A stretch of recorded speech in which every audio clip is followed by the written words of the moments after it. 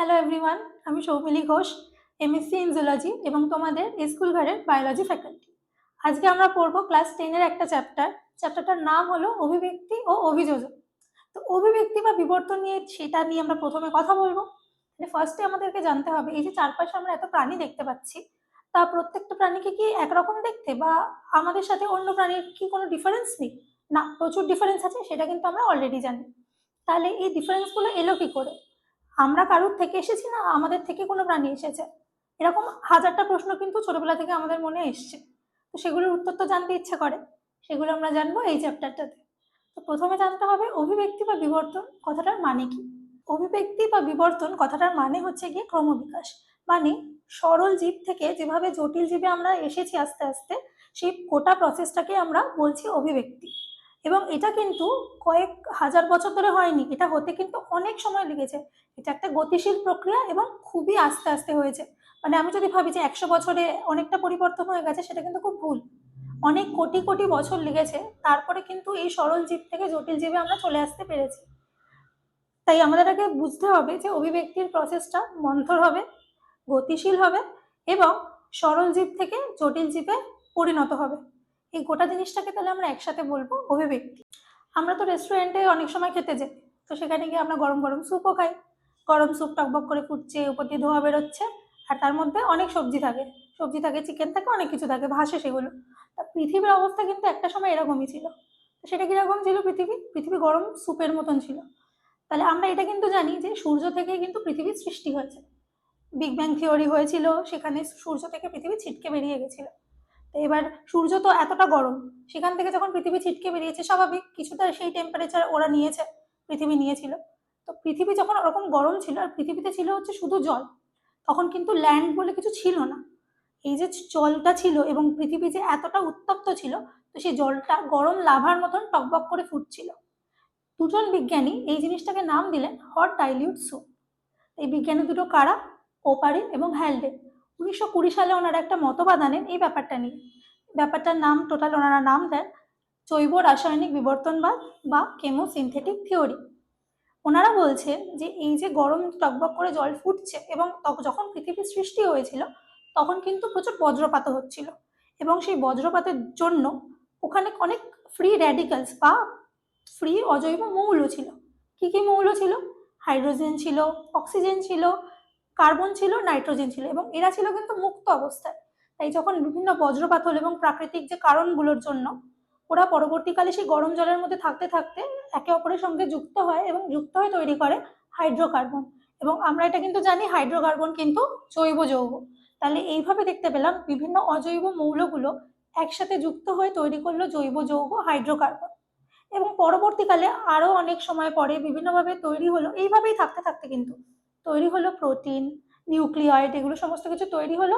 এবং তারাও ওই হাইড্রোকার্বনগুলোর সাথে যুক্ত হয়ে তৈরি করলো প্রথম সেল বা প্রিমিটিভ সেল। আচ্ছা, এবার আমরা পড়বো কোয়াসার্ভেট এবং মাইক্রোস্ফিয়ার। তো কোয়াসার্ভেট কি? এই যে এতক্ষণ ধরে হট ডাইলিউট স্যুপটা বললাম, হট ডাইলিউট স্যুপের মধ্যে থেকে যে প্রোটিনগুলো তৈরি হয়েছিল সেগুলো ফার্স্টে আলাদা হয়ে একটা কোলয়েড টাইপের একটা ফর্ম ওরা একটা তৈরি করে। সেই ফর্মটাকে বিজ্ঞানী ওপারিন নাম দিলেন কোয়াসার্ভেট। তো কোয়াসার্ভেটটা কেমন দেখতে? কোয়াসার্ভেটের বাইরে একটা ডাবল লেয়ারের মেমব্রেন আছে, একটা দ্বিস্তরীয় আবরণ আছে। আর কি আছে ভিতরে? কি কি আছে ভিতরে? আছে প্রোটিন আছে, লিপিড আছে এবং আছে কার্বোহাইড্রেট।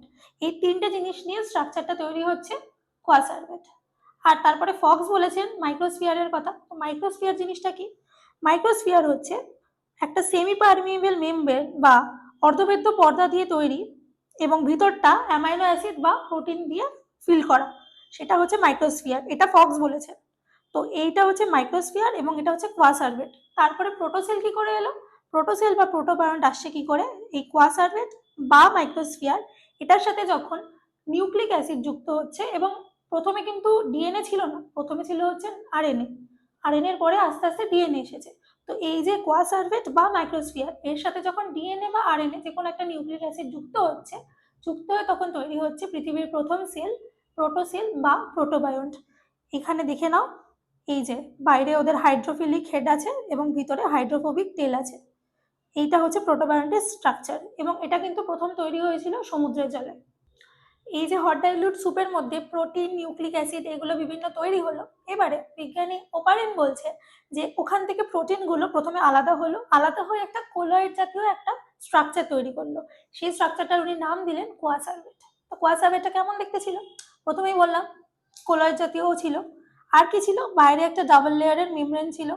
এই যে ডাবল লেয়ারের মেমব্রেনটা দেখা যাচ্ছে, তাহলে ভিতরে কি ছিল? ভিতরে ছিল হচ্ছে প্রোটিন, লিপিড এবং কার্বোহাইড্রেট। এই তিনটে জিনিস দিয়ে তৈরি হয়েছিল হচ্ছে কোয়াসার্ভেট। কিন্তু কয়েক বছর পরে ফক্স বলে একজন বিজ্ঞানী এলেন। উনি এসে বললেন যে ওপারিন তুমি কিন্তু ভুল বলছো, এরকম কিন্তু মোটেই ছিল না। উনি বলছেন যে একটা অন্য স্ট্রাকচার ছিল, সেই স্ট্রাকচারটার নাম হচ্ছে গিয়ে মাইক্রোস্ফিয়ার। মাইক্রোস্ফিয়ারটা কেমন দেখতে ছিল? মাইক্রোস্ফিয়ারের বাইরে একটা অর্ধভেদ্য পর্দা ছিল, অর্থাৎ সেমি পারমিয়েবল মেমব্রেন, মানে সবকিছু পর্দাটার মধ্যে দিয়ে ঢুকতে পারে না, কিছু লিমিটেড অ্যাক্সেস থাকে, তাই সেগুলোকে আমরা বলি অর্ধভেদ্য পর্দা। তার বাইরে একটা অর্ধভেদ্য পর্দার আবরণ ছিল, আর ভিতরে শুধুমাত্র অ্যামাইনো অ্যাসিড দিয়ে তৈরি প্রোটিনগুলো ছিল। এইটা হচ্ছে কি মাইক্রোস্ফিয়ারের স্ট্রাকচার। তো এই কোয়াসার্ভেট বা মাইক্রোস্ফিয়ার এই দুটির সাথে যে কোনো একটির সাথে যুক্ত হলো নিউক্লিক অ্যাসিড। নিউক্লিক অ্যাসিডের মধ্যে কোনটা যুক্ত হলো? প্রথমে কিন্তু ছিল হচ্ছে আরএনএ, আরএনএর পরে এসেছে ডিএনএ। তো এই আরএনএ বা ডিএনএ নিউক্লিক অ্যাসিড যখন এই কোয়াসার্ভেট বা মাইক্রোস্ফিয়ারের সাথে যুক্ত হলো, যুক্ত হয়ে তৈরি হলো পৃথিবীর প্রথম সেল বা প্রোটোসেল বা প্রোটোবায়ন্ট। এইটা হলো প্রোটোবায়ন্টের স্ট্রাকচার। এই যে বিজ্ঞানীরা কেমোসিনথেটিক থিওরির কথা বললেন, তা ওনারা নিজেরা তো তখন ছিলেন না পৃথিবীতে, বা আমরাও ছিলাম না, তাহলে ওনারা জানলেন কি করে যেটাই হয়েছে? বা উনি যে বলে দিলেন, আমরা ওনার কথা কেন বিশ্বাস করব? এই সেম জিনিস ভাবলেন দুজন বিজ্ঞানী, মিলার এবং উরে, এবং সেটা প্রমাণ করার জন্য ওনারা একটা সেট তৈরি করলেন এবং একটা এক্সপেরিমেন্ট করলেন, একটা পরীক্ষা করলেন, এবং পরীক্ষাটাতে কিন্তু ওনারা সফল হলেন। এবং পরীক্ষাটার জন্য ওনারা কি করলেন, যে পৃথিবী যখন তৈরি হচ্ছিল, যে ঘটনাগুলো ঘটেছিল, ওনারা চেষ্টা করলেন সেটা ল্যাবের মধ্যে তৈরি করার। তো ল্যাবের মধ্যে তৈরি করার জন্য ওনারা কি করলেন? ওনারা এরকম একটা সেট তৈরি করলেন। এই যে সেট আছে, সেট মধ্যে কি করলেন? প্রথমে আমরা বলেছিলাম পৃথিবীতে জল ছিল শুধু। এই যে জল, জলটার মধ্যে কি ছিল? হট ডাইলিউট স্যুপ, মানে জলটা প্রচণ্ড গরম ছিল। সেই টেম্পারেচারটার জন্য জলটাকে গরম করা হলো। এবং কি ছিল বললাম, পৃথিবী যখন সৃষ্টি হয়েছিল তখন প্রচুর বজ্রপাত হয়েছিল। তো সেই বজ্রপাতটা সৃষ্টি করার জন্য দুটো তড়িৎদ্বার আনা হলো। সেই তড়িৎদ্বার দিয়ে এখানে বিভিন্ন স্পার্ক তৈরি করা হলো। সেই স্পার্কটা দিয়ে বজ্রপাতের মতন করে একটা কন্ডিশন তৈরি করা হলো। সেই কন্ডিশনটা তৈরি করা হলো। এবং এই জলের মধ্যে এই যে আমরা কেমোসিনথেটিক থিওরির কথা জানলাম, তা এই যখন কেমোসিনথেটিক থিওরির কথাটা ওনারা বললেন, বা যখন পৃথিবীতে ঘটনাটা ঘটেছে, তখন আমরা কি ওখানে ছিলাম? না বিজ্ঞানীরা ছিলেন? কেউ ছিল না, অনেক বছর আগের কথা। তাহলে ওনারা যে কথাগুলো বললেন আমরা কেন বিশ্বাস করব? এই সেম জিনিসটা কিন্তু ভাবলেন দুজন বিজ্ঞানী। কারা? মিলার এবং উরে। এবং ওনারা একটা পরীক্ষা করলেন, একটা সেট তৈরি করলেন, করে একটা পরীক্ষা করলেন এবং পরীক্ষা করে প্রুফ করলেন যে কেমোসিনথেটিক নিয়ে বিজ্ঞানীরা যে কথাগুলো বলেছেন সেগুলো কিন্তু ঠিক। এবং তার জন্য ওনারা পৃথিবী যখন তৈরি হয়েছিল, যে যে ছোট ছোট ঘটনাগুলো ঘটেছিল, সেই ঘটনাগুলো ওনারা ল্যাবে সেট মধ্যে তৈরি করার চেষ্টা করেন। তার জন্য ওনারা এই সেট তৈরি করেছিলেন।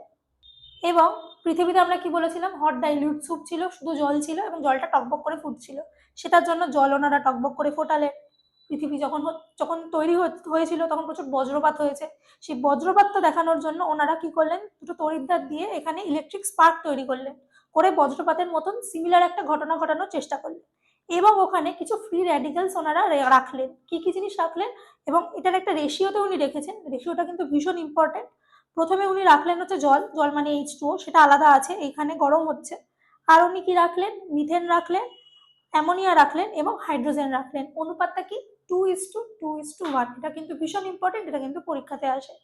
তো এই অনুপাতে উনি রাখলেন এবং যখন এই জলটা গরম করা হচ্ছিল, সেই ভেপারটা এখানে এসে আসছিল।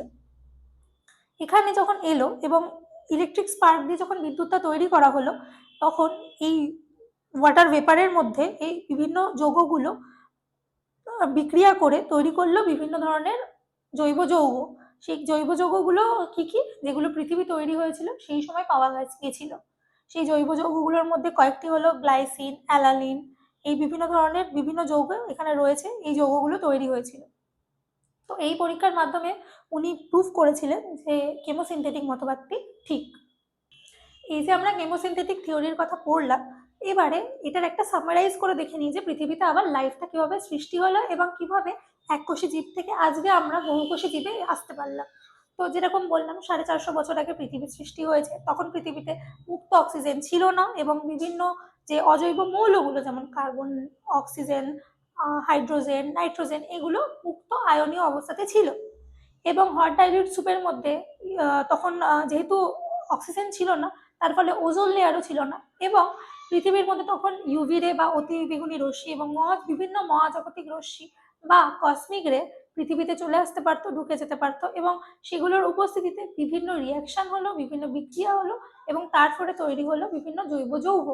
তো সেই জৈব যৌগগুলো যখন তৈরি হলো আস্তে আস্তে প্রথমে যেহেতু মুক্ত অক্সিজেন না থাকার জন্য তখন কিন্তু প্রথমে অবায়ুজীবী কিছু ব্যাকটেরিয়া তৈরি হলো, যারা উইদাউট অক্সিজেন এই পৃথিবীতে সার্ভাইভ করতে পারলো এবং ধীরে ধীরে তারপরে ইউনিসেলুলার কিছু সায়ানো ব্যাকটেরিয়া বা নীলাভ সবুজ শৈবাল বা নীলাভ সবুজ ব্যাকটেরিয়া তৈরি হলো এবং যখন ওই ব্যাকটেরিয়াগুলো তৈরি হলো ওরা তখন সূর্যের আলোর সাহায্যে সালোক সংশ্লেষ করলো এবং প্রকৃতিতে মুক্ত অক্সিজেন পাঠালো। প্রকৃতিতে যেই মুক্ত অক্সিজেন এলো তখন এককোষী জীবদের থেকে ধীরে ধীরে এলো বহুকোষী জীব এবং উদ্ভিদের ক্ষেত্রে ব্যাপারটা এইভাবে এসেছে যে ফার্ন, তারপর মস এসেছে, মসের পর এসেছে গুপ্তবীজী, তারপর এসেছে ব্যাক্তবীজী উদ্ভিদ অর্থাৎ আম, জাম এইগুলো। তো এইভাবে এলো উদ্ভিদের বিবর্তন। আবার সেম ভাবে প্রাণীদেরও বিবর্তন হয়েছে, যেরকম প্রথমে এককোষী প্রাণী এসছে, এককোষী থেকে বহুকোষী অমেরুদণ্ডী প্রাণী এসেছে। অমেরুদণ্ডী প্রাণীদের নোটোকর্টা মেরুদণ্ড দিয়ে রিপ্লেসড হয়ে তৈরি হয়েছে মেরুদণ্ডী প্রাণী, বহুকোষী মেরুদণ্ডী প্রাণী। প্রথমে এলো মাছ, মাছ থেকে এলো উভচর, উভচর থেকে এলো সরীসৃপ, সরীসৃপ থেকে দুভাগ হয়ে গেল, একটাতে এলো হচ্ছে পক্ষী, একটাতে এলো স্তন্যপায়ী অর্থাৎ আমরা। তো এইভাবে ধীর এবং মন্থর প্রক্রিয়াতে আমাদের পৃথিবীতে আস্তে আস্তে এককোষী থেকে বহুকোষী প্রাণীরা যে এসেছে সেইভাবে বিবর্তনটা ধীরে ধীরে চলতে থেকেছে এবং বিবর্তন কিন্তু আজও থেমে যায়নি, এখনো কিন্তু হয়ে চলেছে। এই যে জৈব বিবর্তনবাদের যে মতবাদগুলো আছে, তো বিভিন্ন বিজ্ঞানীরা বিভিন্ন মতবাদ দিয়ে গেছেন যে পৃথিবীতে কিভাবে এই প্রাণের সৃষ্টি হয়েছে এবং তারপরে আবার নতুন আরো অনেক মতবাদ আছে যে এই বিবর্তনটা কিভাবে হয়ে এসছে। এতক্ষণ তো আমরা প্রাণ কি করে সৃষ্টি হয়েছে সেই নিয়ে মতবাদগুলো জানলাম, এইবারে আমরা জানবো কিভাবে পৃথিবীতে এই বিবর্তনগুলো ধীরে ধীরে হয়েছে। তো কিছু ফেমাস বিজ্ঞানীদের কিছু মতবাদ আমরা পড়বো এবারে। তার মধ্যে উল্লেখযোগ্য দুজন বিজ্ঞানী হলেন ল্যামার্ক এবং ডারউইন। এনারা দুজন কিছু উল্লেখযোগ্য কাজগুলো করে গেছেন এবং তাদের মতবাদগুলো কিন্তু আজকে আমরা পড়ব। সবার প্রথমে আসেন বিজ্ঞানী ল্যামার্ক। ওনার নাম হচ্ছেন Jean Baptiste de Monet Lamarck, এটা ওনার পুরো নাম এবং উনি একটি বই লিখেছিলেন ফিলোসফিক জুলজি। সেই বইতে উনি ওনার এই মতবাদটা প্রকাশ করেছেন, যেটাকে বর্তমানে আমরা ল্যামার্কিজম বা ল্যামার্কের মতবাদ বা ল্যামার্কবাদ বলে জানি। তো ল্যামার্ক কি কি বলে গেছেন, উনি টোটাল 4টে থিওরি দিয়েছেন। সেই থিওরিগুলো দিয়ে উনি এই এভলিউশনটাকে বা এই অভিব্যক্তিটাকে এক্সপ্লেন করার চেষ্টা করেছেন। উনি প্রথমে কি বলছেন যে পরিবেশের প্রভাব।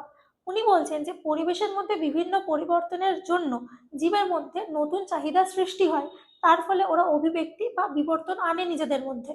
কিরকম, যেমন উনি বলছেন ওনার এক্সাম্পল অনুযায়ী যে আমি যদি এখন কোনো শীতকালে দেশে গিয়ে থাকি, তো সেইখানে গেলে আমার গায়ে অনেক লোমের পরিমাণ বেড়ে যাবে। কেন?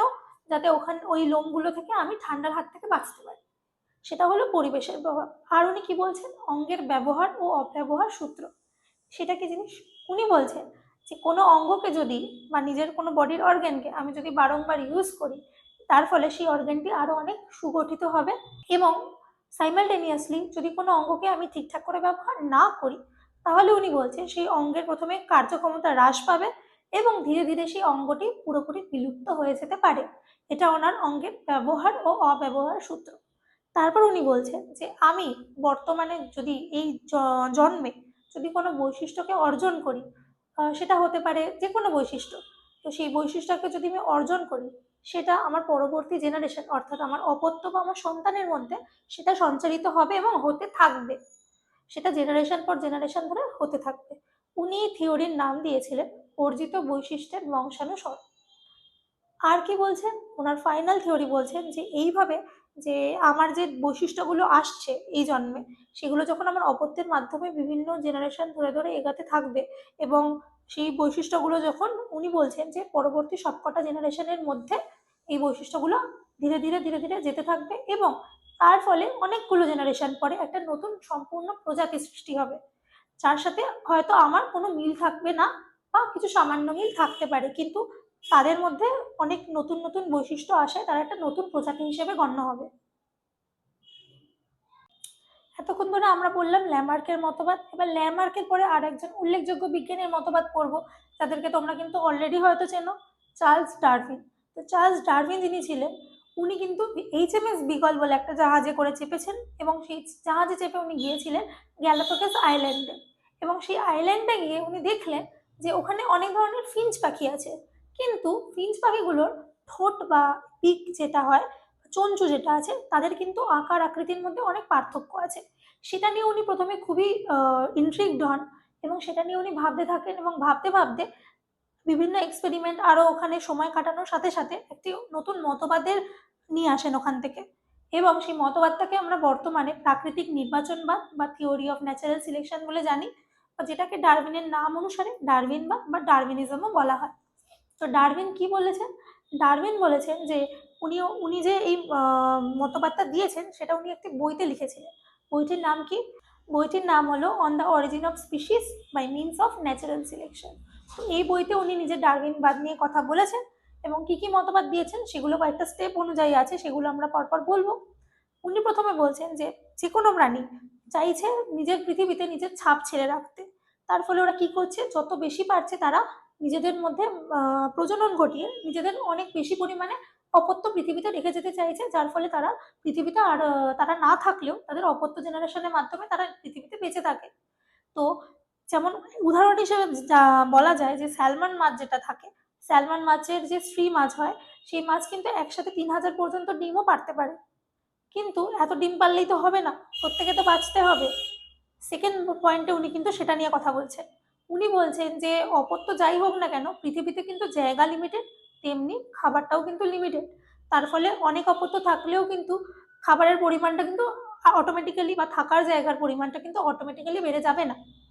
এরপরে উনি আরেকটা কথা বলছেন যে এই যে সীমিত বাসস্থান আছে এবং সীমিত খাদ্য আছে, তার জন্য কি হচ্ছে, তার জন্য প্রকৃতির সাথে বা নিজেদের মধ্যে যে প্রাণীরা আছে তাদেরকে কিন্তু কিছু সংগ্রামের মধ্যে লিপ্ত হতে হচ্ছে। কি কি সংগ্রাম? একটা হয় হচ্ছে অন্তঃপ্রজাতি সংগ্রাম। অন্তঃপ্রজাতি সংগ্রাম মানে কি, নিজেদের যে স্পিসিস আছে, নিজেদের যে প্রজাতি আছে তাদের মধ্যে সংগ্রাম। যেমন একটি বাঘ এবং অপর একটি বাঘ, তারা যদি খাবার নিয়ে বা একটা হরিণকে নিয়ে নিজেদের মধ্যে সংগ্রাম করে, তাহলে সেটাকে আমরা বলবো অন্তঃপ্রজাতি সংগ্রাম। তারপর আসছে আন্তঃপ্রজাতি সংগ্রাম। আন্তঃপ্রজাতি সংগ্রাম মানে কি, দুটো বিভিন্ন প্রাণী আছে, দুটো বিভিন্ন প্রজাতির প্রাণী আছে, তাদের মধ্যে যখন সংগ্রাম হবে তখন সেটাকে আমরা বলছি আন্তঃপ্রজাতি সংগ্রাম। যেমন ধরো যে একটা বাঘ আছে, একটা হরিণ আছে, হরিণ বাঘের থেকে বাঁচার জন্য সংগ্রাম করছে, বাঘ হরিণকে খাওয়ার জন্য সংগ্রাম করছে। তো এইটাকে আমরা বলতে পারি আন্তঃপ্রজাতি সংগ্রাম। আরেকটা সংগ্রাম হচ্ছে পরিবেশের সাথে সংগ্রাম। যেমন হতে পারে অত্যধিক খরা, হতে পারে ভূমিকম্প, হতে পারে বন্যা। প্রকৃতিতে হাজার একটা হতে পারে জিনিস, যার ফলে যার সাথে এই প্রাণীগুলো নিজেরা যুদ্ধছে, সেটা হচ্ছে প্রকৃতির সাথে সংগ্রাম। এই যে বিভিন্ন সংগ্রামগুলোর কথা আমরা পড়লাম, তো এই যে বিভিন্ন সংগ্রাম হতে থাকলো, তো এই সংগ্রামের ফলে এই যে বিভিন্ন প্রাণীর মধ্যে কিন্তু ছোট ছোট বড় বড় বিভিন্ন পরিবর্তন আসতে থাকলো। তো এই যে ছোট ছোট বা বড় বড় পরিবর্তনগুলো আসতে থাকলো, সেগুলোকে বিজ্ঞানীরা নাম দিলেন প্রকরণ বা ভেরিয়েশন। তো এই প্রকরণ বা ভেরিয়েশন আসার জন্যই দুটো সেমি প্রজাতির জীবের মধ্যেও কিন্তু পার্থক্য দেখা দিচ্ছে। তারপরে আসছে যোগ্যতমের উদ্বর্তন বা সার্ভাইভাল অফ দ্য ফিটেস্ট। যেমন তোমাকে একটা প্র্যাকটিক্যাল এক্সাম্পল দিয়ে বলি, এই যে চারপাশে তোমরা এখন অনেক কম্পিটিটিভ এক্সাম দাও, এবার সেই এক্সাম দেওয়ার জন্য অনেক প্রিপারেশনও নাও, অনেকে বিভিন্ন কোচিংয়ে ভর্তি হও, বা কেউ ইউটিউব দেখে পড়ো, বা বিভিন্ন জায়গাতে পড়ো। এই যে পড়াশোনা করছো বা নিজেকে আরো ঘষে মেজে নিচ্ছ, তার ফলে যারা এইগুলো করছে তারা কিন্তু পরীক্ষাতে ভালো রেজাল্ট করছে এবং উত্তীর্ণ হচ্ছে। এবং কিছু অনেকে আছে যে যারা হয়তো এত ভালো প্রিপারেশন নিতে পারছেন না, এবং তারা কিন্তু সেই কম্পিটিশন থেকে ধীরে ধীরে ওয়াশ আউট হয়ে যাচ্ছে, তারা কিন্তু সেই পরীক্ষাতে কিন্তু সফল হতে পারছে না। প্রকৃতিতেও কিন্তু এরকম একটা ন্যাচারালি এইভাবে একটা খেলা চলে, এইভাবে একটা খেলা চলতে থাকে। এবং তার ফলে কি হয়, যে যারা এই বিভিন্ন পরিবেশের পরিবর্তন বা এই যে বিভিন্ন সংগ্রাম আছে সেগুলোর মধ্যে দিয়ে সফল হয়ে উঠতে পারছে, তারা কিন্তু ফিটেস্ট বা যোগ্যতম বলে বিবেচিত হচ্ছে। আর এই বিবেচনাটা কে করছে? এটা তার পরের মতবাদ। এই মতবাদে বলছেন যে প্রকৃতি কিন্তু এই বিবেচনাটা করছে। প্রকৃতি কিন্তু দেখছে যে কারা এই লড়াইয়ে টিকে থাকতে পারছে এবং প্রকৃতি তাদেরকে যোগ্যতম হিসেবে সিলেক্ট করে নিচ্ছে, যেটাকে ডারউইন নাম দিয়েছেন ন্যাচারাল সিলেকশন। অর্থাৎ প্রকৃতি কিন্তু ঠিক করছে এই লড়াই, বেঁচে থাকা লড়াইয়ে কারা থাকবে এবং কারা ধীরে ধীরে এই পরিবেশের সাথে খাপ খাওয়াতে না পেরে নিজেরা এই পরিবেশ থেকে ধীরে ধীরে অবলুপ্ত হয়ে যাবে। এই যে পরিবেশের সাথে খাপ খাওয়াতে খাওয়াতে এই যে ছোট বড় যে পরিবর্তনগুলো আসছে বা যে ভেরিয়েশনগুলো বা যে প্রকরণগুলো আসছে, সেগুলো কি করছে, প্রাণীকে যোগ্যতম করছে। এবং অনেক জেনারেশনের পরে দেখা যাচ্ছে সে পূর্বতম যে প্রাণীটি ছিল তার সাথে নতুন প্রাণীর কিন্তু কোনো মিলই নেই। তার ফলে তৈরি হচ্ছে একটা সম্পূর্ণ নতুন প্রজাতি, যারা এই পরিবেশে নিজেদেরকে খাপ খাইয়ে নিয়েছে এবং যারা এই পরিবেশে টিকে রয়েছে। এটা হলো ডারউইনের মতবাদ। এবার ডারউইন এটা নিয়ে জিরাফ নিয়ে কিন্তু উনি একটা এক্সাম্পল দিয়েছেন। উনি বললেন, ল্যামার্ক যেরকম বলেছিলেন যে প্রথমে ছিল বেটে জিরাফ এবং তারাই পরবর্তীকালে অনেক জেনারেশন পর তারাই গিয়ে লম্বা হয়েছে পরিবেশের সাথে খাপ খাওয়াতে খাওয়াতে। কিন্তু ডারউইন কিন্তু ওটাকে একটু অন্যরকম ভাবে বললেন। উনি বললেন যে ছোট জিরাফও ছিল, বড় জিরাফও ছিল। ছোট জিরাফ যারা ছিল তারা নিচের ঘাস খেত, বড় জিরাফরাও উপরের নিচের ঘাসও খেত, উপরের গাছ পাতা গুলোও খেতে থাকতো। এইবারে একসময় নিচের ঘাস শেষ হয়ে গেল এবং যে বেটে জিরাফগুলি ছিল তারা সেই উপরের যে উঁচু যে গাছের পাতাগুলো ছিল সেই অবধি ওরা পৌঁছাতে পারলো না। যেহেতু ওরা পৌঁছাতে পারলো না, খাবারের অভাবে ওরা কিন্তু ধীরে ধীরে পরিবেশ থেকে এক্সটিন্ট হতে থাকলো। এবং যে জিরাফগুলি লম্বা ছিল তারা যেহেতু উঁচু জায়গার পাতাগুলো খেতে থাকলো এবং খেতে পারতো, সেই জন্য তারা কিন্তু আজও পরিবেশে টিকে গেছে। তাই বর্তমানে আমরা কিন্তু কোনো বেটে জিরাফ দেখতে পাই না, শুধু আমরা লম্বা জিরাফই দেখতে পাই। তাহলে ল্যামার্ক যে উদাহরণটা দিয়েছে ডারউইন সেটাকে একটু অন্যরকম ভাবে বললেন। এবার ডারউইনের মতবাদের মধ্যে ডারউইন যে সব কথা ঠিকঠাক বলেছেন বা ওই মোমেন্টে দাঁড়িয়ে উনি যে সব এক্সপ্লেনেশন গুলো ঠিক করে দিয়েছেন, সেটা কিন্তু হয়নি। পরবর্তীকালে যখন আরো নতুন বিজ্ঞানীরা এই মতবাদ নিয়ে কথা বলতে লাগলেন এবং কাজ করতে লাগলেন, তারা দেখলেন তার মধ্যে কিছু লিমিটেশনস আছে। সেই লিমিটেশনস গুলো কি কি? ডারউইন যিনি ছিলেন উনি কিন্তু যে মিউটেশন ছিল, মিউটেশনকে উনি প্রকৃতির খেলা বলে উড়িয়ে দিয়েছেন। বাট মিউটেশনের কিন্তু একটা ভীষণ বড় প্রভাব আছে জিনিসটার ক্ষেত্রে, সেটা কিন্তু উনি কোনো এক্সপ্লেনেশন দেননি। আর কি করেছেন, যে ছোট ছোট যে প্রকরণগুলো উনি বলছেন যে ছোট বড় যে প্রকরণই হোক না কেন সেটা পরবর্তী ক্ষেত্রে বংশানুসরণ হবে। কিন্তু কার্যক্ষেত্রে দেখা যাচ্ছে যে ছোট প্রকরণগুলো ছিল ওগুলো কিন্তু পরবর্তী জেনারেশনে যায়নি, বড় যে প্রকরণগুলো ছিল শুধুমাত্র সেইগুলো কিন্তু পরবর্তী জেনারেশনে গিয়েছে। আর কি, উনি প্রকরণের উৎপত্তি ব্যাখ্যা করতে পারেননি, প্রকরণটা যে কিভাবে এসেছে সেই সম্পর্কে উনি কোনো আইডিয়া আমাদেরকে দিতে পারেননি। আর নর্মাল যে সেল হয় এবং গ্যামেট সেল হয়, দুটো সেলের আলাদা আলাদাভাবে প্রকরণ হয় বা মিউটেশন হয়, উনি কিন্তু সেইভাবে সেই দুটোকে আলাদা করে বলেননি, উনি দুটোর মিউটেশনকে কিন্তু একসাথে বলেছেন। তো এইভাবে বিভিন্ন ধরনের লিমিটেশন দেখা দেয় এবং বাকি অনেক বিজ্ঞানীরা আসেন পরবর্তীকালে। তার মধ্যে উল্লেখযোগ্য কয়েকটি নাম হলো Hugo the Vries, Wiseman, Oparin. এই বিজ্ঞানীরা যারা ছিলেন, এই যে বিভিন্ন ডারউইনিজমে যে বিভিন্ন লিমিটেশনস গুলো দেখা দিল, সেই লিমিটেশনস গুলো বিভিন্ন বিজ্ঞানীরা পরবর্তীকালে যখন এখানে কাজ করতে এলেন, তার জন্য ওনারা কি করলেন, এই লিমিটেশনস গুলোকে ওনারা সলভ করার চেষ্টা করলেন এবং তার ফলে ওনারা নিয়ে এলেন একটা নতুন মতবাদ। ডারউইনের যে মতবাদগুলো ছিল সেগুলোকে আরেকটুখানি চাচাছোলা ভাবে ওনারা পরিবেশন করলেন। সেইটার নাম দিলেন ওনারা নিও ডারউইনিজম বা নয়া ডারউইনবাদ। তার মধ্যে উল্লেখযোগ্য কিছু বিজ্ঞানী হলেন হ্যালডেন, হুগো দ্য ভ্রিস এবং আমাদের ওয়াইজম্যান, যিনি অলরেডি ল্যামার্ককে ভুল প্রমাণ করেছেন। তো এই বিজ্ঞানীরা মিলে এলেন এবং নিও ডারউইনিজম বা নয়া ডারউইনবাদ আনলেন। এদের মধ্যে হুগো দ্য ভ্রিস ভীষণ উল্লেখযোগ্য, উনি কিন্তু মিউটেশন তত্ত্বের প্রবক্তা। এবার দুটো ছোট ছোট জিনিস সম্পর্কে আমরা জানবো। সেগুলোর মধ্যে একটা হলো হচ্ছে জীবন্ত জীবাশ্ম। জীবন্ত জীবাশ্ম কি? কিছু প্রাণী এমন আছে যে তারা যখন থেকে পৃথিবীতে এসেছে এখনো অবধি তারা কিন্তু অপরিবর্তিত আছে এবং তাদের মধ্যে কিন্তু কোনো চেঞ্জ আসেনি, তারপরেও কিন্তু তারা পৃথিবীতে টিকে গেছে। এদেরকে কিন্তু বলা হচ্ছে জীবন্ত জীবাশ্ম বা লিভিং ফসিল। তার মধ্যে দুটো এক্সাম্পল হচ্ছে, একটা হচ্ছে পেরিপেটাস এবং একটা হচ্ছে প্ল্যাটিপাস। শুনতে নাম দুটো একরকম হলেও দুটো কিন্তু একরকম নয়, একটা অমেরুদণ্ডী প্রাণী, একটা কিন্তু মেরুদণ্ডী প্রাণী। এর মধ্যে পেরিপেটাস, যেটা পেরিপেটাস হচ্ছে সন্ধিপত এবং অঙ্গুরিমাল প্রাণীর মাঝামাঝি একটা প্রাণী। সেই প্রাণীর মধ্যে আমাদের আর্থ্রোপোডস অর্থাৎ অ্যানিলিডসেরও কিছু বৈশিষ্ট্য আছে। তো এটা হচ্ছে গিয়ে একটা জীবন্ত জীবাশ্ম। আরও একটা জীবন্ত জীবাশ্মের উদাহরণ কি, সেটা হচ্ছে প্ল্যাটিপাস। প্ল্যাটিপাস হচ্ছে কি, আমাদের সরীসৃপ এবং স্তন্যপায়ী আছে, তাদের দুজনের মাঝামাঝি এক বৈশিষ্ট্য নিয়ে তৈরি একটা জীব। তার মধ্যে যেরকম সরীসৃপদের কিছু বৈশিষ্ট্য আছে, তেমনি স্তন্যপায়ীদেরও অনেক বৈশিষ্ট্য আছে, সেটাকে আমরা বলছি জীবন্ত জীবাশ্ম। আর কি বলবো, আরেকটা জিনিস হচ্ছে মিসিং লিঙ্ক। মিসিং লিঙ্ক কি, যেরকম আমরা যে বলছি এই যে মাছ থেকে উভচর হয়েছে, উভচর থেকে হয়েছে সরীসৃপ, সরীসৃপ থেকে পক্ষী বা স্তন্যপায়ী হয়েছে, তো এটা আমরা কি করে জানলাম? এগুলোর মধ্যে কি সঙ্গে সঙ্গে মানে একটার পর থেকে আরেকটা হয়ে গেছে? একদমই না, বিভিন্ন স্টেজের মধ্যে দিয়ে এই পরিবর্তনগুলো হয়েছে। তো তার মধ্যে দিয়ে কিছু প্রাণী এমন রয়ে গিয়েছে যারা এই স্টেজগুলোর মাঝামাঝি পড়ে গিয়েছে, অর্থাৎ তার মধ্যে দুটো, যে কোনো দুটো যে শাখা আছে তাদের বৈশিষ্ট্যগুলো আছে।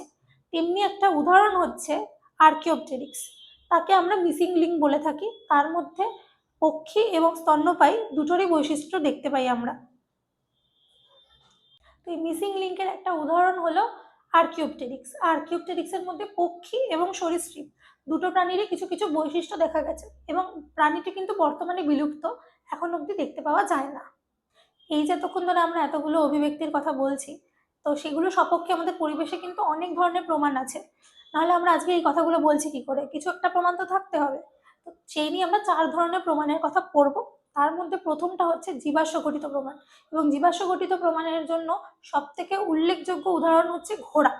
ঘোড়া কিন্তু আমরা বর্তমানে যেটা দেখতে পাই, যে পুরনো যে ঘোড়াগুলো কিন্তু ছিল, সেগুলো দেখলে কিন্তু তোমরা আজকের ঘোড়ার সাথে কোনো মেলাতেই পারবে না। পুরনো যে ঘোড়া, যে সব থেকে যে প্রথম ঘোড়াটা ছিল, সেটার নাম ছিল হচ্ছে ইওহিপ্পাস। ইওহিপ্পাসের সাইজ এত ছোট ছিল, ওর হাইট ছিল 30 সেন্টিমিটার, মানে এখন যেরকম শিয়ালের হাইট হয় সেরকম। তখনের যে ঘোড়াটা ছিল সেটা শিয়ালের মতন দেখতে ছিল। এই যে হলো আমাদের ইওহিপ্পাস, এবং এ ছিল হচ্ছে ইওসিন যুগে। ইওসিন যুগে ছিল হচ্ছে ইওহিপ্পাস, এবং ওর হাইট ছিল হচ্ছে 30 সেন্টিমিটার। এবং ইওহিপ্পাসের যে প্রথম যে অগ্রপদ ছিল, অগ্রপথে ছিল হচ্ছে গিয়ে 4টে আঙুল, এবং একটি আঙুল সাইডে ছোট হয়ে হ্রাস হয়ে গেছিল। যে প্রথম যে আঙুলটি ছিল, সেই আঙুলটা ধীরে ধীরে হ্রাস হয়ে গেছিল। এবং ইওহিপ্পাসের পরে এসেছে মেসোহিপ্পাস। মেসোহিপ্পাসকে দেখতে ভেড়ার মতো, এর হাইটটা আর একটু বেশি ছিল, 60 সেন্টিমিটার। এই যে মেসোহিপ্পাস দেখছি, মেসোহিপ্পাসের কিন্তু হাইটটা এরকম হয়েছে। তারপরে এসছে মেরিচিপ্পাস। মেরিচিপ্পাসের চেহারাটা তবুও কিছুটা ঘোড়ার মতন দেখতে ছিল। তো সেই মেরিচিপ্পাস হচ্ছে প্রথম ঘোড়া, যার চেহারাটা একটু ঘোড়ার মতন দেখতে। এর হাইট কত ছিল? 100 সেন্টিমিটার।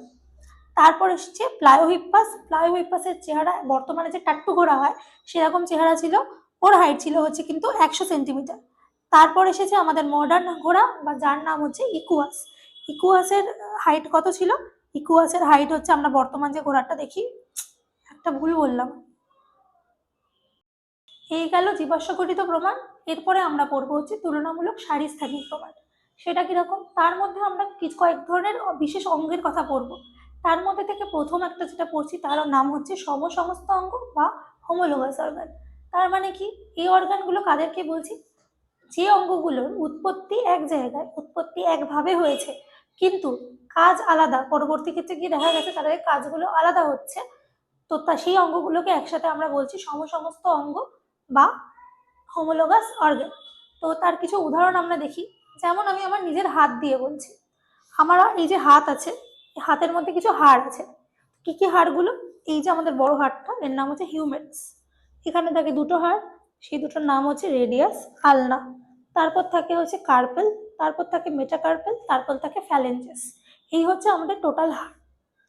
তেমনি ঘোড়ার যে অগ্রপাদ আছে, ঘোড়ার হাড়ের স্ট্রাকচারটা কিন্তু সেম। সেরকম তিমির ফ্লিপার আছে, তিমির ফ্লিপারেরও কিন্তু স্ট্রাকচার সেম। পাখির যে ডানা আছে বা অগ্রপদ আছে, তারও স্ট্রাকচার কিন্তু সেম। তেমনিভাবে যে বাদুড় আছে, বাদুড়েরও কিন্তু যে ডানা আছে তারও কিন্তু সেম। এবার এই যে এতগুলোর নাম আমি বললাম, এবার প্রত্যেকের কাজগুলোও কি সেম? একদমই না। মানুষের হাত তৈরি কি কাজে লাগে? সৃজনশীল কাজে লাগে। যেমন চিতাবাঘ আছে বা ঘোড়া আছে, ওদের অগ্রপদ কি কাজে লাগে? ওদের লাগে হচ্ছে দৌড়ানোর জন্য, দৌড়ানোর জন্য, বা যেন বাঘের ক্ষেত্রে শিকার ধরার জন্য, সেটার জন্য কাজে লাগে। আর কি লাগে? যেরকম আছে আমাদের বাদুড় আছে, বাদুড়ের লাগে হচ্ছে গিয়ে ওড়ার জন্য। পাখিরও তেমনি ডানার কাজ হচ্ছে ওড়া। আর আছে আমাদের তিমির ফ্লিপার। তিমির ফ্লিপারের কাজ হচ্ছে জলের মধ্যে ওকে এগোতে সাহায্য করা। তো এইগুলো হচ্ছে আমাদের অর্গানগুলোর সমস্ত অঙ্গ, এবং এইগুলো হচ্ছে সমস্ত অঙ্গের কাজ। তাহলে আমরা দেখতে পাচ্ছি উৎপত্তি ওদের একসাথে হলেও ওদের কাজ কিন্তু পরবর্তী ক্ষেত্রে গিয়ে বিভিন্ন প্রাণীর ক্ষেত্রে বিভিন্ন রকম হয়ে গিয়েছে। আর এই ব্যক্তিকে বলা হয় অপসারী অভিযোজন। এই সমস্ত অঙ্গগুলো যেহেতু উৎপত্তি এক জায়গায়, তারপর তারা বিভিন্ন প্রাণীতে গিয়ে তাদের কাজগুলো যেহেতু আলাদা হয়ে গেছে, অর্থাৎ একটা জায়গা থেকে তাদের যেহেতু তারা এরকম ভাবে ছড়িয়ে গিয়েছে, তাই জন্য এই অভিযোজনটাকে আমরা বলছি অপসারী অভিযোজন। তো তার এটা হলো হচ্ছে তো প্রাণীদের ক্ষেত্রে উদাহরণ। এটা গেল তো প্রাণীর উদাহরণ। এবার উদ্ভিদের ক্ষেত্রে উদাহরণ আছে, যেরকম আছে হচ্ছে গিয়ে কলসপত্রীর পাতা। কলসপত্রীর পাতার কাজ কি? শিকার ধরতে ওদেরকে হেল্প করে। জবার পাতার কাজ কি? সালোক সংশ্লেষে হেল্প করে। তেমনি পত্র আকর্ষ হয়। পত্র আকর্ষ মানে কি? যে পাতাগুলো আকর্ষতে পরিণত হয়েছে এবং তারা এরকম করে পেঁচিয়ে পেঁচিয়ে তাদেরকে উপরের দিকে উঠতে সাহায্য করে। তেমনি ফোনে মনসার আছে পত্রকণ্টক। ওদের পাতাগুলো কাঁটায় রূপান্তরিত, যাতে ওরা জল সেভ করতে পারে ওদের মরুভূমির পরিবেশে। এইগুলো হচ্ছে সমস্ত অঙ্গের উদাহরণ। তেমনি এবার আসছি আমরা অ্যানালগাস অর্গান বা সমবৃত্তীয় অঙ্গ। এক্ষেত্রে কি দেখা যাচ্ছে, যে অঙ্গগুলোর উৎপত্তি আলাদা হলেও দেখা গিয়েছে বিভিন্ন প্রাণীতে গিয়ে তাদের কাজটা সেম হচ্ছে, তো সেই অঙ্গগুলোকে আমরা একসাথে বলছি সমবৃত্তীয় অঙ্গ। তো সমবৃত্তীয় অঙ্গগুলোর ক্ষেত্রে যেহেতু বলছি যে তাদের উৎপত্তি আলাদা কিন্তু তাদের কাজ এক জায়গায় হচ্ছে, অর্থাৎ বাইরে থেকে ভিতরের দিকে যাচ্ছে, তাই এই অভিযোজনটাকে আমরা বলছি অভিসারী অভিযোজন। উদাহরণ হিসেবে আমরা বলি, পতঙ্গর যে ডানা হয় সেটা কাইটিন দিয়ে তৈরি হয়। আবার আমাদের যে পাখির যে ডানা হয় সেটা তৈরি হয় হচ্ছে পালক দিয়ে। তো দুটোর ক্ষেত্রে ওদের যে উৎপত্তি যেটা আছে সেটা কিন্তু আলাদা, কিন্তু দুটোরই কাজ কি? দুটোই কিন্তু উড়তে সাহায্য করে। পতঙ্গকে পতঙ্গের ডানা উড়তে সাহায্য করে, তেমনি পাখিকেও কিন্তু পাখির ডানা উড়তে সাহায্য করে। তো এক্ষেত্রে দেখা যাচ্ছে তাদের উৎপত্তি আলাদা হলেও কাজ কিন্তু একই। আবার তেমনি আমরা উদ্ভিদের ক্ষেত্রে উদাহরণ দেখতে পাই, যেরকম মটর গাছের যে আকর্ষ আছে সেটা কিন্তু তাদের পরিবর্তিত পত্র, অর্থাৎ পাতা কিন্তু আকর্ষতে রূপান্তরিত হয়েছে। আবার আমাদের যে আঙুর গাছের যে আকর্ষ দেখা যায়, আঙুর লতার যে আকর্ষ দেখতে পাই, সেই আঙুর লতার আকর্ষ কিন্তু ওদের যে কাণ্ড পরিবর্তিত হয়েছে। তো এক্ষেত্রেও দেখা যাচ্ছে দুটোর উৎপত্তি আলাদা হলেও একটির উৎপত্তি পাতা থেকে হয়েছে আর একটির উৎপত্তি হয়েছে কাণ্ড থেকে, কিন্তু কাজ কিন্তু দুটোরই সেম। তা কি? তা হচ্ছে সেই উদ্ভিদগুলোকে কোনো কিছু পেঁচিয়ে ভর দিয়ে উপরে উঠতে সাহায্য করা। এটা হচ্ছে গিয়ে সমবৃত্তীয় অঙ্গের উদাহরণ। শুধুমাত্র কিন্তু প্রাণীদের ক্ষেত্রে না, উদ্ভিদের ক্ষেত্রেও কিন্তু আমরা দেখতে পাই। তেমনি কালকাশুদ্না বলে একটা উদ্ভিদ আছে। তো সেই উদ্ভিদের 10টা পুংকেশর আছে, তার মধ্যে কিন্তু 4টে পুংকেশর হচ্ছে বন্ধা। তো ওগুলো কিন্তু কোনো কাজ নেই, তো এইগুলোকে আমরা বলি স্টেমিনোড। তেমনি আরো একটা উদ্ভিদ আছে, সেই উদ্ভিদের নাম হচ্ছে কচু। কচুর নাম তো সবাই শুনেছে। তো কচুর যেরকম আমাদের বন্ধা একটা পুষ্প আছে, সেই বন্ধা পুষ্প বা গর্ভকেশর যেটা আছে সেটাকে আমরা বলি হচ্ছে গিয়ে পিস্টিলোড। এটা হচ্ছে উদ্ভিদের ক্ষেত্রে নিষ্ক্রিয় অঙ্গের উদাহরণ। এইবারে আমরা আসবো হচ্ছে পরবর্তী উদাহরণে। পরবর্তী যে আমাদের বিবর্তনের যে প্রমাণ আছে সেই প্রমাণে আমরা আসবো। এবার আমরা পড়বো হচ্ছে লাস্ট যে প্রমাণটা, সেটা হচ্ছে তুলনামূলক ভ্রূণতত্ত্ব বা কম্পারেটিভ এমব্রায়োলজি। ঠিক আছে? তো এক্ষেত্রে কি দেখছি, এক্ষেত্রে একজন বিজ্ঞানী আছেন, বিজ্ঞানী হেকেল। তো হেকেল বায়োজেনেটিক সূত্র নামে একটি সূত্র দিয়েছেন। সেই সূত্রতে উনি কি বলছেন আমরা একবার দেখে নিই। এই যে প্রথমে এই ছবিটা তোমরা দেখো, এই যে এখানে এই যে ছবিগুলো তোমরা দেখছো, এইগুলো কিন্তু বিভিন্ন ধরনের যে প্রাণী আছে, দেখো উপরে লেখা আছে fish, amphibian, reptile, bird, mammal. তো এই যে প্রাণীগুলো আছে এদের ভ্রূণ অবস্থার ছবি। এবারে বিভিন্ন ধরনের স্টেপস থেকে আস্তে আস্তে কিন্তু ওরা ডেভেলপড হয়েছে। এই দেখো তুমি ফিশেরটা দেখো, অ্যাম্ফিবিয়া দেখো, রেপটাইল দেখো, বার্ড দেখো, ম্যামেল দেখো, এইভাবে এসেছে। তো এই ভ্রূণ নিয়ে কিন্তু স্টাডি করেছিলেন বিজ্ঞানী আর্নস্ট হেকেল। তো সেখান থেকে উনি স্টাডি করে নিজের একটা সূত্র বার করেছেন, সেই সূত্রটার নাম হচ্ছে বায়োজেনেটিক সূত্র। তো কি বলছেন উনি এই সূত্রতে? Ontogeny repeats phylogeny. এই যে এতক্ষণ ধরে আমরা যে এভলিউশনের এতগুলো কথা পড়লাম, এবার এভলিউশনের সপক্ষে তো আমাদের কিছু প্রমাণ থাকতে হবে, নাহলে আমরা আজকে এতগুলো কথা বলছি কি করে তোমাদেরকে। হ্যাঁ, এভলিউশনের সপক্ষে কিন্তু অনেকগুলো প্রমাণ আছে। আমরা টোটালি কিন্তু আজকে 4 ধরনের প্রমাণের কথা পড়ব। তার মধ্যে সব থেকে প্রথমে হচ্ছে জীবাশ্ম গঠিত প্রমাণ। জীবাশ্ম গঠিত প্রমাণের ক্ষেত্রে সব থেকে বেস্ট উদাহরণ হচ্ছে ঘোড়ার উদাহরণ।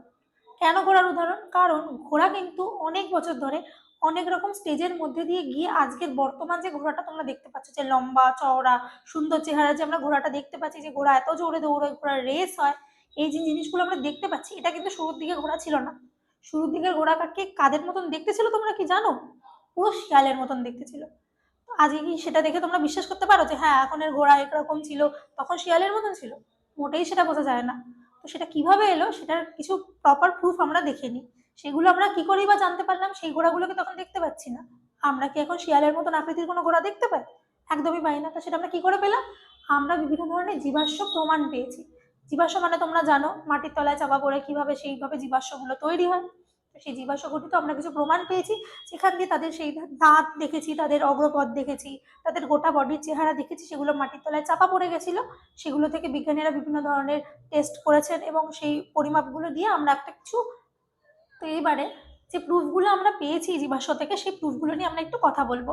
এই যে তোমাদেরকে প্রথমে বললাম যে ইওহিপ্পাস, ইওহিপ্পাস প্রথমে কি ছিল বললাম? শিয়ালের মতন দেখতে ছিল, মোটে 30 সেন্টিমিটার হাইট ছিল শিয়ালের মতন। তারপরে এসছে আমাদের মেসোহিপ্পাস। মেসোহিপ্পাস দেখতে ছিল আজকের দিনের ভেড়ার মতন, 60 সেন্টিমিটার হাইট মোটে। তারপরে এসছে মেরিচিপ্পাস। মেরিচিপ্পাসকে দেখতে ছিল হচ্ছে টাট্টু ঘোড়ার মতন, যে ছোট বাচ্চা ঘোড়াগুলো দেখি টাট্টু ঘোড়া, ওইগুলোর মতন। তারপরে এসছে হচ্ছে প্লায়োহিপ্পাস। প্লায়োহিপ্পাসকে দেখতে অনেকটা আমাদের এখন যে ঘোড়া দেখি তারই মতন, কিন্তু হাইটটা একটু ছোট তার থেকে। মানে এখনকার ঘোড়ার হাইট হচ্ছে, বর্তমান যে আমরা ঘোড়াটা দেখি অর্থাৎ ইকুয়াসকে দেখি, ইকুয়াসের হাইট হচ্ছে 150 সেন্টিমিটার। তার থেকে একটু ছোট 120 সেন্টিমিটারে আমাদের আছে হচ্ছে আমাদের প্লায়োহিপ্পাস। ঠিক আছে, তারপরে আছে আমাদের এই যে মেরিচিপ্পাস। মেরিচিপ্পাসের দেখা গিয়েছে যে মেরিচিপ্পাসের হাইট হচ্ছে গিয়ে 100 সেন্টিমিটার। এই হচ্ছে ওদের টোটাল হাইটের ইয়ে। এবার হাইট তো হলো, কিন্তু শুধু কি হাইটের পরিবর্তন হয়েছে? একদমই না। হাইট ছাড়া আরো অনেক জিনিসেরই পরিবর্তন হয়েছে। আর কি দেখা গিয়েছে? যে প্রত্যেকের যে দাঁতগুলো দেখা গিয়েছে, দাঁতের ক্ষেত্রে দেখা গিয়েছে যে মোলার এবং প্রিমোলার, ওরা তো চিবিয়ে খায়, সেই মোলার এবং প্রিমোলার অর্থাৎ পেশক যে দাঁতগুলো আছে, সেই দাঁতগুলোর ক্ষেত্রে দেখা গেছে ক্রাউনের আয়তন কিন্তু বৃদ্ধি পেয়েছে। আমাদের এই যে ইওহিপ্পাস থেকে ইকুয়াস অব্দি যেতে কি দেখা গিয়েছে তাদের ক্রাউনের আয়তন বৃদ্ধি পেয়েছে, যার ফলে তাদের বর্তমানে তারা যে ছোলা খায়, ঘাস খায়, এগুলো কিন্তু তাদের চেবাতে সুবিধা হয়। আর মোস্ট ইম্পর্টেন্ট যে চেঞ্জটা হয়েছে সেটা হচ্ছে ওদের অগ্রপদে। এবার এই ঘোড়াগুলো কোন যুগে এসেছে সেটাও তো আমাদেরকে জানতে হবে। ইওহিপ্পাস কোন যুগে ছিল? ইওসিন যুগে। মেসোহিপ্পাস ছিল হচ্ছে অলিগোসিন যুগে। মেরিচিপ্পাস ছিল আমাদের মায়োসিন যুগে। প্লায়োহিপ্পাস ছিল হচ্ছে প্লিওসিন যুগে। এবং ইকুয়াস হচ্ছে আমাদের প্লিস্টোসিন থেকে বর্তমান যুগের যে ঘোড়া, সেই যুগে। এই নামগুলো কিন্তু খুব ইম্পর্টেন্ট, এগুলো কিন্তু মনে রাখতেই হবে। আর এদের পায়ের ক্ষেত্রে কি কি পরিবর্তন হচ্ছে সেটা আমরা একবার দেখে নেব। প্রথমে দেখা গিয়েছে যে ইওহিপ্পাস অর্থাৎ যে ঘোড়াটা আমাদের এই যে বাচ্চা ঘোড়া যে ছিল শিয়ালের মতন দেখতে, সেই ঘোড়াটার মধ্যে কি দেখা গিয়েছে? এদের দেখা গেছে এদের যে অগ্রপদ ছিল তাতে ছিল হচ্ছে 4টে পা, 4টে আঙুল ছিল, ভেরি সরি, 4টে আঙুল ছিল। এই 4টে আঙুল ছিল, তার মধ্যে যে একটা আঙুল ছিল, ফার্স্ট যে ওদের আঙুলটা ছিল, সেই আঙুলটা কিন্তু দৈর্ঘ্যের একটু হ্রাস পেয়ে গিয়েছিল। আর ছিল হচ্ছে টোটাল 4টে আঙুল। আর পেছনের যে পা ছিল, সেই পেছনের পাতে ছিল কিন্তু 3টে আঙুল। এইবারে আমরা যে ঘোড়াটার কথা বলছি ইওহিপ্পাস, ইওহিপ্পাসে দেখা গিয়েছে কি ওদের কিন্তু অগ্রপদে টোটাল 4টে আঙুল ছিল, এবং পশ্চাৎ পদে ছিল হচ্ছে টোটাল 3টে আঙুল, এবং একটি আঙুলের দৈর্ঘ্য কিন্তু এক্ষেত্রে হ্রাস পেয়েছে অগ্রপদের ক্ষেত্রে। তারপরে এসছে মেসোহিপ্পাস। মেসোহিপ্পাসের ক্ষেত্রে কি দেখছি? মেসোহিপ্পাসের ক্ষেত্রে দেখা গিয়েছে ওদের 3টে আঙুল আছে, এবং যে একটা আঙুল আছে মাঝের যে আঙুলটা, এই যে মাঝের এই আঙুলটা দেখা গিয়েছে একটু লম্বা এবং খুরযুক্ত, এটা দেখা গিয়েছে মাঝের আঙুলে। তারপর আমরা দেখতে পাচ্ছি হচ্ছে মেরিচিপ্পাস। মেরিচিপ্পাসের ক্ষেত্রে কি দেখা যাচ্ছে? এদেরও মাঝের আঙুলটা আবারও লম্বা এবং খুরটা অনেক বেশি প্রমিনেন্ট হয়েছে। তারপর এসেছে আমাদের প্লায়োহিপ্পাস। এক্ষেত্রে দেখা গিয়েছে অগ্রপদ এবং পশ্চাৎপদ দুটো ক্ষেত্রেই দেখা গিয়েছে খুর আসছে, এবং এই যে খুরটা প্রমিনেন্ট হয়েছে। এবং আমাদের যে বর্তমান ঘোড়া আছে প্রত্যেকটা পায়ে দেখা গিয়েছে যে একটি করেই খুর আছে এবং আঙুল আছে, এবং সেটা প্রপার খুরযুক্ত। বর্তমানে যে ঘোড়া শক্ত মাটিতে দৌড়য় বলে তাদের সেই খুরের দরকার পড়ে। এবার তোমরা বলতেই পারো যে হ্যাঁ, খুরের কি দরকার, আমাদেরও তো 5টা আঙুল আছে। এবার তুমি নিজেই বলো যে তোমার যে 5টা আঙুল আছে, সেই 5টা আঙুল দিয়ে তুমি কি ঘোড়ার মতন জোরে দৌড়তে পারো? সেটা কিন্তু তোমার ক্ষেত্রে অ্যাকচুয়ালি দৌড়ানোর ক্ষেত্রে অনেকটা বাধা সৃষ্টি করে। কিন্তু ঘোড়ার যেহেতু একটা খুর অর্থাৎ একটাই আঙুল বলতে গেলে, তো সেক্ষেত্রে ঘোড়া কি করছে? ঘোড়া কিন্তু অনেক জোরে দৌড়তে পারছে, ওদের কিন্তু হিন্ড্রেন্স বা বাধা কিন্তু অনেক কম পড়ে, এবং শক্ত মাটিতে যেহেতু ওদের দৌড়তে হয় সেই জন্য ওদের খুর কিন্তু যথেষ্ট শক্ত হয়, যার ফলে ওদের আঘাত না লাগে।